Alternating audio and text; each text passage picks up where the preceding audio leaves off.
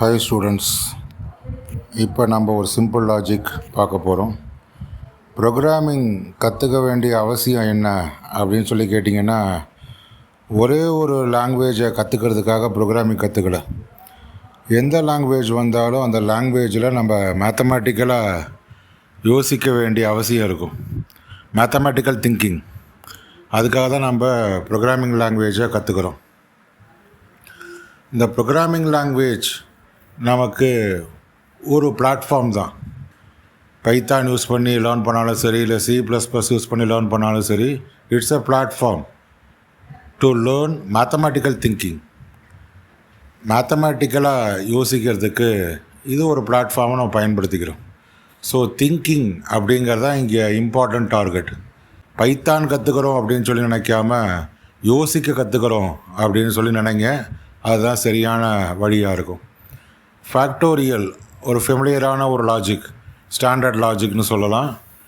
இதில் மேத்தமேட்டிக்கலாக என்னென்னு சொல்கிறாங்கன்னா கண்டினியூவஸ் மல்டிப்ளிகேஷன் சொல்கிறாங்க. ஃபார் எக்ஸாம்பிள் 5 ஃபேக்டோரியல் அப்படின்னு சொன்னால் 5 × 4 × 3 × 2 × 1, அப்போ நம்மளுக்கு ரிசல்ட் 120ன்னு வரும். அப்போ இதில் பார்த்திங்கன்னா இந்த மாதிரி நம்ம கண்டினியூவஸ் மல்டிப்ளிகேஷன் பண்ணணும் அப்படின்னு சொன்னால் ரேஞ்ச் ஆஃப் வேல்யூஸ், இப்போ நான் 5 இன்புட்டாக கொடுத்தேன்னா 1 to 5 வரைக்கும் மல்டிப்ளை பண்ணணும். 7 கொடுத்தோம்னா 1 to 7 வரைக்கும் மல்டிப்ளை பண்ணணும். 10 கொடுத்தோம்னா 1 to 10 வரைக்கும் மல்டிப்ளை பண்ணணும். அதுக்காகத்தான் இதை இந்த லாஜிக்கை பார்க்குறோம். இப்போ ஃபங்க்ஷன் யூஸ் பண்ணி பைத்தானில் எழுதுகிறோம். ஃபங்க்ஷன் ஏன் யூஸ் பண்ணுறோம் அப்படின்னு சொன்னோம்னா ரீயூசபிலிட்டி. ஒரு ஃபங்க்ஷனை ஒரு தடவை நம்ம எழுதிட்டோம் அப்படின்னு சொன்னால் நம்முடைய ப்ரோக்ராமில் திரும்ப திரும்ப அதை பயன்படுத்திக்கலாம். ஸோ அதனால் ஃபங்க்ஷன் அப்படிங்கிறது நமக்கு ரீயூசபிலிட்டி அப்படிங்கிற பெனிஃபிட்டாக கொடுக்குது. ஃபங்க்ஷனை ஒரு தடவை நம்ம எழுதிட்டோம் அப்படின்னு சொன்னால் அதை ப்ரோக்ராம்குள்ளே நம்ம எங்கே வேணாலும் கால் பண்ணி வேல்யூஸை மாற்றி இன்புட்டை மாற்றி அவுட்புட்டை நம்மளுக்கு கிடைக்க வைக்கலாம். இப்போ பார்த்திங்கன்னா நான் ஃபேக்டோரியல் ஃபங்க்ஷன் ஒன்று எழுதியிருக்கேன். அந்த ஃபேக்டோரியலுக்கு ஃபேக்ட்னு நேம் வச்சுருக்கேன். டெஃப்ங்கிறது தான் keyword for defining function in Python. def fact is the name of the function. ப்ராக்கெட்டுக்குள்ளே n is the parameter, அதை ஃபார்மல் பேராமீட்டர்னு சொல்லலாம். அதுக்கப்புறம் எப்போதும் போல் பைத்தான் படி கோலன் வச்சிடறோம். கோலன் வச்சோம்னா இன்டென்ட் ஆகிடும். நெக்ஸ்ட் லைன்லேருந்து அதை பாடி ஆஃப் த ஃபங்க்ஷன் வந்து இன்டென்ட் ஆகிடும். f is equal to 1, இது வந்து f is the output variable. So f is the output variable அப்படின்னு சொல்லும்போது அந்த அவுட்புட் வேரியபிளில் ஏன் 1ன்னு ப்ளேஸ் பண்ணுறோன்னா நம்ம பண்ணக்கூடியது மல்டிப்ளிகேஷன் அப்படின்னு சொல்லும்போது கண்டிப்பாக நமக்கு 0 அப்படின்னு வச்சோம்னா எல்லாமே 0 ஆகிடும். அதனால் நம்ம 1ன்னு ப்ளேஸ் பண்ணிக்கிறோம். ஸோ நம்ம வேல்யூஸை 1 to, ஃபார் எக்ஸாம்பிள் 5ன்னு சொல்கிறோம்னா 1 to 5, 1 × 2 × 3 × 4 × 5 மல்டிப்ளை பண்ணணும். இதை ஒரு அவுட்புட் வேரியபிளில் ஸ்டோர் பண்ணுறோம். அந்த அவுட்புட் வேரியபிள் தான் எஃப். அப்போ நம்ம என்ன பண்ணுறோம், அதில் இனிஷியலாக 1ன்னு ப்ளேஸ் பண்ணிக்கிறோம். அடுத்தது பார்த்திங்கன்னா ஒரு ஃபார் லூப் ஒன்று யூஸ் பண்ணியிருப்போம். ஒயில் லூப் யூஸ் பண்ணியும் செய்யலாம், ஃபார் லூப் யூஸ் பண்ணியும் செய்யலாம். அப்போ ஃபார் லூப் யூஸ் பண்ணும்போது, ஒயில் லூப் யூஸ் பண்ணும்போது நம்மளுக்கு என்ன அப்படின்னு பார்த்திங்கன்னா உங்களுக்கு ஸோ ஒயில் n > 0ன்னு கொடுப்போம். அப்போ என்ன ஆகுது அப்படின்னு சொன்னால் ரேஞ்சில் நம்ம டவுன் சைடு ட்ராவல் பண்ணுறோம். nலேருந்து 0 வரைக்கும் ட்ராவல் பண்ணுறோம். ஸோ இந்த ரேஞ்ச் ஆஃப் வேல்யூஸில் நம்ம ஃபார்வேர்டில் ட்ராவல் பண்ணலாம், 1 to n ட்ராவல் பண்ணலாம், இல்லை n to 1 ட்ராவல் பண்ணலாம். அதனால் இப்படி தான் ட்ராவல் பண்ணணுங்கிறதெல்லாம் கிடையாது. நமக்கு தேவை அந்த வேல்யூஸ், அவ்வளோதான். இப்போ வந்து 5ன்னு சொன்னோம்னா நம்ம என்ன பண்ணலாம், 5 to 1 ட்ராவல் பண்ணலாம். 5 4 3 2 1 இந்த லூப் பயன்படுத்தி, இல்லை 1 to 5ன்னு ட்ராவல் பண்ணலாம். இப்போ நான் என்ன பண்ணியிருக்கேன்னா ஒயில் லூப்பில் n to 1 வரைக்கும், அதாவது nல 5 இருந்ததுன்னா 5 to 1 வரைக்கும் ட்ராவல் ஆகிற மாதிரி நம்ம கோடிங்கில் பார்க்குறோம். ஸோ இந்த ஒயில் லூப்பு நம்மளுக்கு ட்ராவல் பண்ண வைக்கிது. From 1 value to n value or n value to 1 value travel பண்ணுறோம்.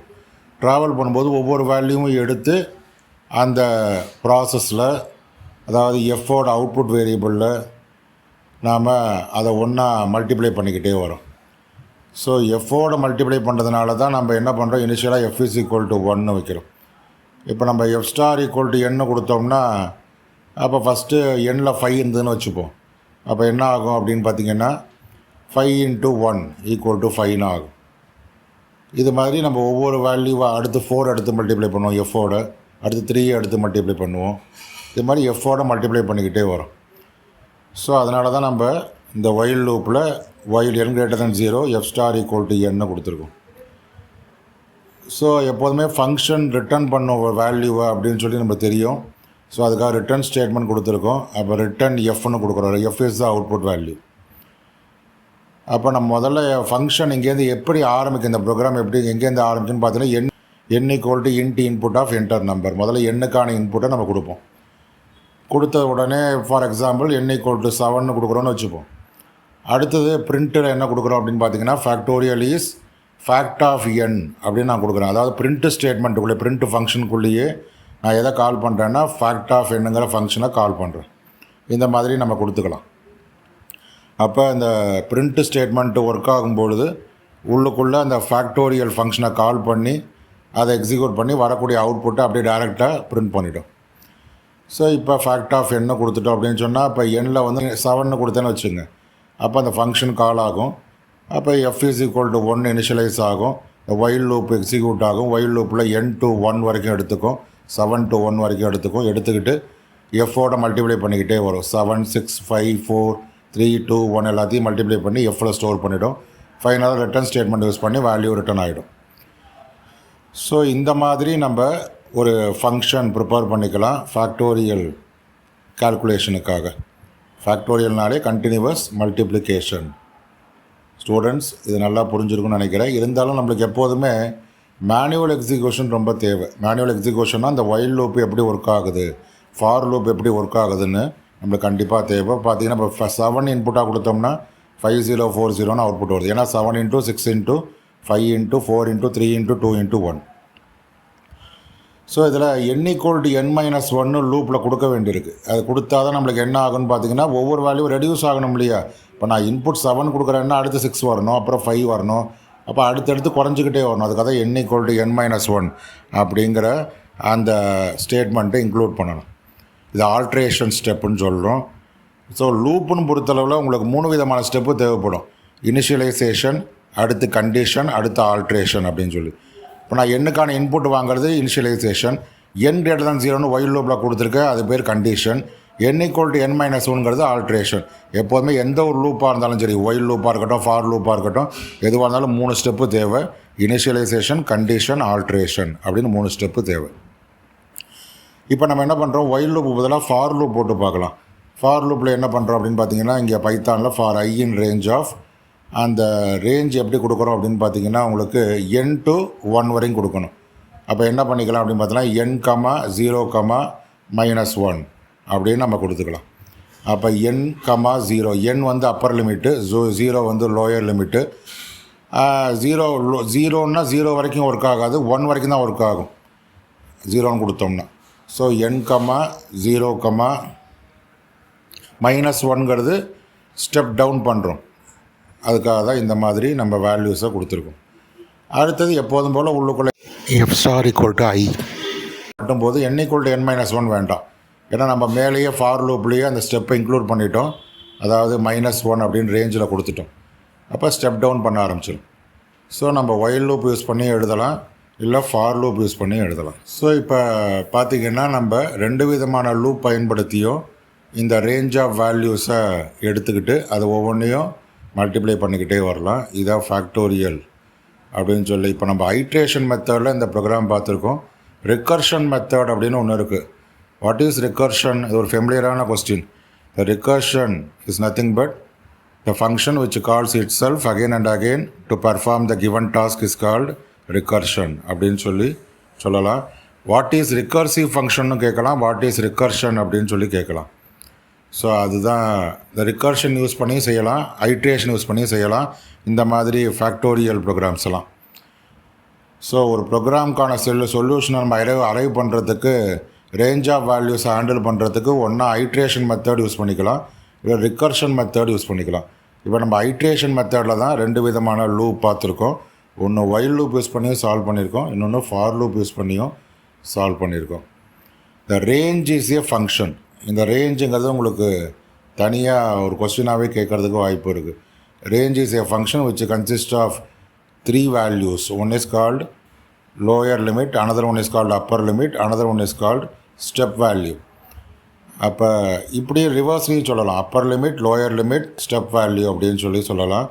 3 விதமான வேல்யூஸ் இருக்கிறது தான் இந்த ரேஞ்ச் அப்படிங்கிறது. இந்த ரேஞ்சை தான் நம்ம ஃபார் லூப்பில் யூஸ் பண்ணிக்கிறோம். நம்ம எதுக்காகனா ரேஞ்ச் ஆஃப் வேல்யூஸை ஹேண்டில் பண்ணுறதுக்காக. So for is an entry controlled loop அப்படின்னு சொல்லுவோம் நம்ம. That is called the condition is tested at the beginning of the loop, that is called for loop. While லூப்பும் அதே மாதிரி தான். வைல் லூப்லேயும் பார்த்திங்கன்னா என்ட்ரி கண்ட்ரோல்டு லூப் அப்படின்னு தான் சொல்லுவோம். த condition is tested and the given operation is carried out. இப்போ இந்த 2 லூப்பில் எதை வேணாலும் நம்ம பயன்படுத்தி இந்த ஆப்ரேஷன்ஸை கேரி அவுட் பண்ணிக்கலாம் பைத்தானில். அதுக்கப்புறமா பார்த்திங்கன்னா இந்த மேனுவல் எக்ஸிக்யூஷன் பற்றி சொல்கிறோம். மேனுவல் எக்ஸிக்யூஷனுக்கு நம்ம என்ன சொல்கிறோம் அப்படின்னு பார்த்திங்கன்னா, முதல்ல நம்ம n = 5ன்னு வச்சுக்கிறோம். இந்த ஃபார் லூப்பு எப்படி ஒர்க் ஆகுது, இல்லை வைல் லூப்னு வச்சுக்கிட்டாலும் சரி, எண்ணுக்கான இனிஷியல் வேல்யூ நான் 5ன்னு இன்புட்டாக கொடுக்குறேன். அப்போ எஃப்பில் என்ன இருக்குதுன்னு பார்த்திங்கன்னா, மேலே பார்த்திங்கன்னா தெரியும், செகண்ட் ஸ்டெப்பில் f = 1ன்னு இருக்குது. அடுத்து ஃபார் லூப்பில் ஐயோட முதல் வேல்யூ என்ன எடுத்துக்கும், நாம் கொடுத்துருக்கிற வேல்யூ படி, ரேஞ்ச் படி 5ன்னு எடுத்துக்கும், i = 5ன்னு எடுத்துக்கும். அடுத்தது இப்போ என்ன ஆகும், ப்ராசஸ் f = f*(i)ன்னு அர்த்தம். f* = i means f is equal to f*(i). fல இனிஷியல் வேல்யூ என்ன இருக்குது, 1 இருக்குது. ஸோ 5 × 1 = 5ன்னு வரும்.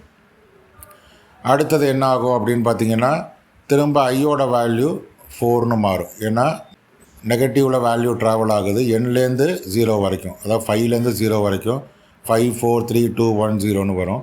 அப்போ i = 4ன்னு எடுத்துக்கும். அப்போ அடுத்து திரும்பவும் எஃப்ல ஏற்கனவே என்ன ப்ரீவியஸ் ஸ்டெப்பில், அதாவது 12th ஸ்டெப்பில் பாருங்கள் என்ன இருக்குது, 5ன்னு இருக்குது. அப்போ இப்போ 5 × 4 20ன்னு ஆகும். திரும்பவும் இந்த ஃபார் லூப் படி அடுத்து ஐயோட வேல்யூ 3 ஆகும். திரும்ப அடுத்த ஸ்டெப்பில் பார்த்திங்கன்னா திரும்ப ப்ராசஸ், ஏற்கனவே எஃப்பில் 20 இருக்குது, இப்போ 3யோட மல்டிப்ளை ஆகும் ஐயோட வேல்யூவோட, f = f*(i). ஸோ f = 16 ஆகிடும். 20 × 3 16 ஆகிடும். அடுத்த ஸ்டெப்பில் பார்த்திங்கன்னா திரும்பவும் அந்த ஃபார் லூப் படி ஐயோட வேல்யூ 2 ஆகும். ஐயோட வேல்யூ 2 ஆச்சு அப்படின்னு சொன்னால் திரும்பவும் என்ன ஆகும், மல்டிப்ளிகேஷன் தான். ஏன்னா கண்டிஷன் சாட்டிஸ்ஃபை ஆகுதுங்கிறத ஞாபகம் வச்சுக்கணும். என்ன கண்டிஷன் அப்படின்னு பார்த்திங்கன்னா n to 0, n to 0க்குள்ளே தான். அது 0னா 1 வரைக்கும் ஒர்க் ஆகலாம். அப்போ என்னோட வேல்யூ 5னா எது வரைக்கும் ஒர்க் ஆகலாம், 5 to 1 வரைக்கும் ஒர்க் ஆகலாம். 5 4 3 2 1. இந்த கண்டிஷன் சாட்டிஸ்ஃபை ஆகிறதுனால தான் லூப் ரொட்டேட் ஆகிட்டே இருக்குது. கண்டிஷன் சாட்டிஸ்ஃபை ஆகலைன்னா லூப்பை விட்டு டெர்மினேட் ஆகிடும். லூப் டெர்மினேட் ஆகி அடுத்த ஸ்டேட்மெண்ட்டுக்கு வந்துடும். ஸோ இப்போ பார்த்திங்கன்னா ஐயோட வேல்யூ திரும்ப 2 ஆகுது. ஏற்கனவே எஃப்பில் 60 இருக்குது. அப்போ 60 × 2 120ன்னு ஆகும். திரும்ப எஃப்போட ஐயோட வேல்யூ 1ன்னு ஆகும். 120 × 1 f is equal to f*(i) அப்படிங்கிறது கொடுத்ததுனால எஃப்பில் 120 இருக்குது, ஐயில் 1 இருக்குது. ரெண்டையும் மல்டிப்ளை பண்ணால் 120ன்னு வரும். திரும்ப அடுத்து வேல்யூ 0க்கு போயிடும். அதாவது நம்ம கொடுத்த வேல்யூவில் பார்த்தீங்கன்னா -1 பண்ண சொல்கிறோம், டிக்ரீஸ் பண்ண சொல்கிறோம். அப்போ 0க்கு போயிடும். அப்போ கண்டிஷன் சாட்டிஸ்ஃபை ஆகாது. அப்போ நம்ம என்ன கொடுத்துருக்கோம், கண்டிஷன் படி n to 0 அப்படின்னு கொடுத்துருக்கோம். n to 0னா 1 to 1 வரைக்கும் தான் ஒர்க் ஆகும். அப்போ 0 வந்துருச்சுன்னா லூப் டெர்மினேட் ஆகிடும். வெளியில் அந்த வேல்யூ எஃப்போட வேல்யூ 120ங்கிறது ரிட்டர்ன் ஆகிடுது. ஸோ இதுதான் மேனுவல் எக்ஸிக்யூஷன் அப்படின்னு சொல்கிறது. இந்த மேனுவல் எக்ஸிக்யூஷன் போடுறதுக்கான காரணமே ஒரு லூப் எப்படி எக்ஸிக்யூட் ஆகுது, எந்த ஒரு ப்ரோக்ராமுக்கும் மேனுவல் எக்ஸிக்யூஷன் நம்ம போட்டு பார்க்கலாம். எதுக்காகன்னா இந்த ப்ரோக்ராம் எப்படி ஒர்க் ஆகுதுன்னு நம்ம ஐடென்டிஃபை பண்ணுறதுக்காக. அந்த லூப் எப்படி ஒர்க் ஆகுது அப்படின்னு நம்ம அண்டர்ஸ்டாண்ட் பண்ணணும் அப்படிங்கிறதுக்காகத்தான் அதை நம்ம கொடுக்குறோம்.